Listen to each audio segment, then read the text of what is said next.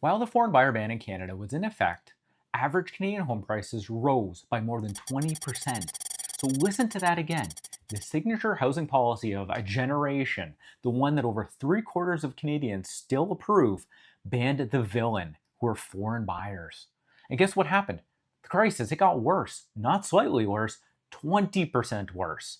And now, on January 1st of 2027, the Prohibition on the Purchase of Residential Property by Non-Canadians Act finally expires. And the Carney government is now deciding whether to renew it, to loosen it, or to let it end altogether.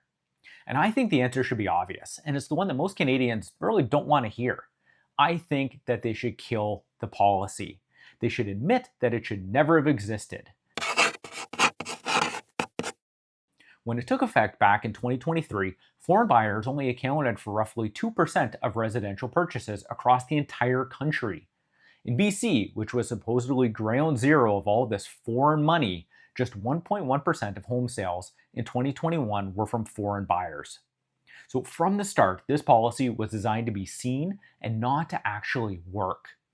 And I think it's actually worse than useless. If the ban had merely been a placebo, that would have been forgivable, but it wasn't.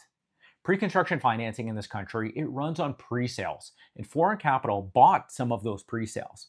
If you choke that off, towers don't get built. And BC developers have been begging Ottawa in open letters to reverse course because projects, which are actual new homes for actual Canadians, they're dying on the drafting table because projects can't get financing. The ban let every level of government skip the hard conversation by pointing at a scapegoat who couldn't even vote.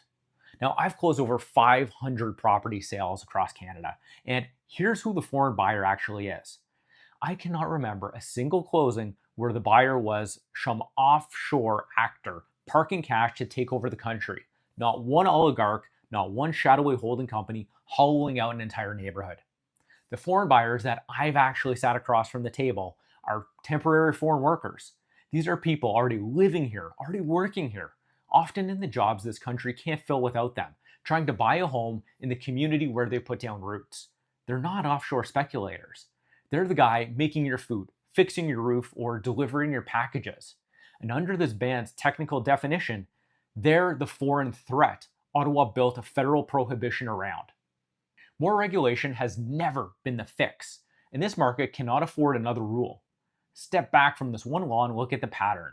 Foreign buyer bans, foreign buyer taxes, underused housing taxes, anti-flipping rules, rent controls, development charges, inclusionary zoning mandate.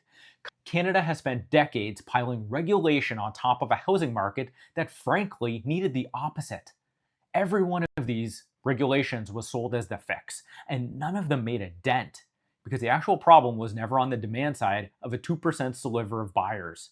It was zoning boards that take years to approve a fourplex, municipalities that tax new construction into unprofitability, and the permitting processes that can literally take over a decade to navigate. A market this broken doesn't need one more prohibition. It needs government to get out of the way long enough for supply to catch up, to approve projects faster, cut development charges, and stop treating every new regulation as a free win with no cost.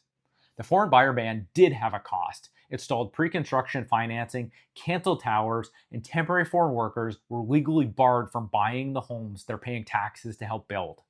That's not nothing. That's the bill for a policy that never worked in the first place. I think three-quarters of Canadians are wrong. Yet the polls are lopsided. Research Co., they found 76% support for the ban across every political party. That's not evidence that the policy works. That's evidence that scapegoating polls well, which we've known for 3,000 years. Popularity is how this zombie policy got extended once already in 2024 by a government that had already seen the data showing it did nothing. Even the Carney government has quietly stopped pretending. Housing Minister Gregor Robertson is studying Australia's model, which is letting foreigners fund new construction while barring them from existing homes. That's the government's own admission that the blanket ban failed. But a half renewal would be the worst outcome of all because it preserves the xenophobic premise while conceding the economics, purely so that no minister has to stand up and say, hey, we were wrong, this policy doesn't work. Renewing the foreign buyer ban in 2027 would mean choosing, with full knowledge, a policy that is proven not to lower prices, strangles new supply, and exists only because blaming foreigners is cheaper than fixing the real problems. Any government that renews it isn't protecting you, it's flattering you and betting that you're not going to notice the difference. So I say, let it die. Then maybe, finally, we can have a real conversation about how to make housing affordable again. So those are my thoughts. What do you think? Should the foreign buyer ban be renewed or should it end? Let me know in the comments.